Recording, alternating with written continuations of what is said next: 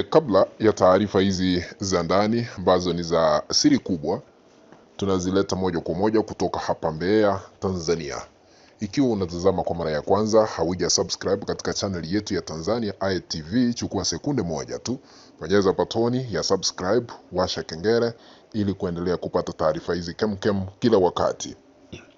Cha muhimu na cha kuzingatia zaidi, yeyote ambaye anatazama hii kanda, bonyeza alama ya like na karibu. Kuna taarifa njema kwa Watanzania wote ambazo zimegonga vichwa vya habari, na taarifa hizi zimeweza kusababisha mbwembwe, furaha, shamra za kila aina kutanda katika taifa letu la Kenya. Hatimaye unavyotazama kwa skrini yako, chapisho hili limeweza kuchapishwa ambalo linaeleza wazi yale ambayo yanaendelea kuhusiana na ICC na Samia Suluhu Hassan. Wamechapisha kwa kusema ya kwamba kesi ya 29 Oktoba imefika ICC. Wamesema zaidi ya watu 3,000 wameuawa. Samia kwisha. Sasa kamenuka.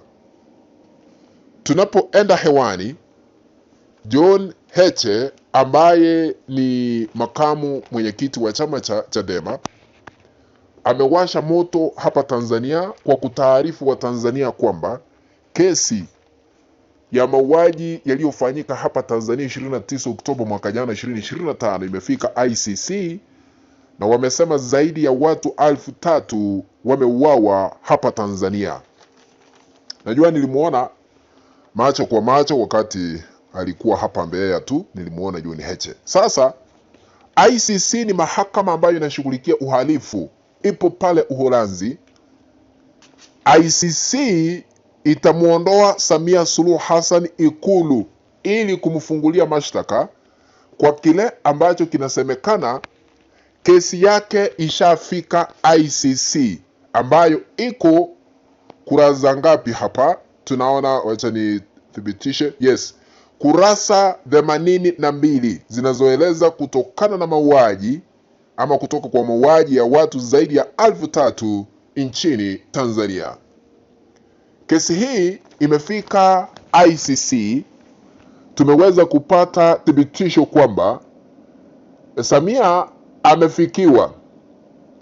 Samia yake yamefika mwisho, na wakati wowote kuanzia sasa ICC itafika Ikulu kumtafuta, na taarifa hizi vile zimeweza kutolewa, Samia amejificha, haonekani alipo ili kujibu haya ambayo yametangazwa hapa Tanzania na John Heche kwamba kesi imefika ICC, kurasa 82, watu 3,000 waliaga dunia. Unajua, wengi tulikuwa tunajiuliza idadi ya watu kamili ni ngapi ambao wameuawa hapa Tanzania kwa sababu ya kile kilichosemekana ni uchaguzi uliofanyika Tanzania mwaka jana. Mrengo wa upinzani ukadai watu 10,000 wameuawa, na wengine tuliweza kushuhudia miili kitapakaa barabarani, damu kumwagika mitaa mbalimbali, na Amnesty International nayo ikakuja ikasema ni mamia ya watu ambao waliaga dunia, zaidi ya 700 kulingana na Amnesty International, shirika lile la kutetea haki za binadamu. Tukaona Jaji Chande mwenye anatumigwa na Samia Suluhu Hassan naye akakuja na ripoti ya ukora, uongo, akasema watu sijui 519 ndio wameaga dunia, wakati tunathibitisha miili ile ambayo kulingana na ripoti yake ya Chande iliyozikwa na ile ambayo haikuzika, haikutambulika, ukiongeza iwezi kufika 519 ile idadi ambayo aliisema Jaji Chande. Ukora. Sasa kesi imewasilishwa ICC, kurasa 82. Samia yuko taabani. Najua Samia alifikiria kwamba hawezi kufikiwa. Sasa amefikiwa. Wakati wowote kuanzia sasa mnaweza kuona ICC ikifika hapa Tanzania kuchukua hatua kali za kisheria. Sasa nataka tuchanganue kwa undani. Mara nyingi ni kipi ambacho kinafanyika wakati kesi kama hizi zinafikishwa katika mahakama ya ICC? ICC inatumia sana evidence. Yaani mara nyingi wanatumia ushahidi. Sasa ukiangalia ripoti ya Judge Chande ambayo ilikuwa inamsafisha Samia Suluhu Hassan, iliweza kudhibitisha kwamba watu waliangamia hapa Tanzania kupitia vyombo vya dola, walipigwa risasi. Huo ni ushahidi wa kutosha kumfunga Samia Suluhu Hassan. Shirika la kutetea haki za binadamu Amnesty International, wao wakasema zaidi ya watu 700 waliaga dunia. Hiyo ni ushahidi wa kutosha kumfunga Samia Suluhu Hassan. Mrengo wa upinzani umedhibitisha kwamba watu waliuawa hapa Tanzania.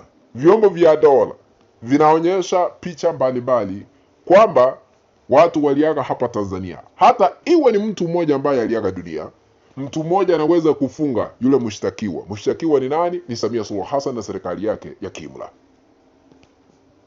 Sasa mambo sio mazuri, mambo yameharibika, mambo sio shwari, mambo yamekuwa mabaya tena zaidi. Kwa hivyo tusubiri tuone ni kipi ambacho kinaenda kufanyika. Unajua kuna familia nyingi ambazo zinaendelea kulia, hazijui wenzao wako wapi.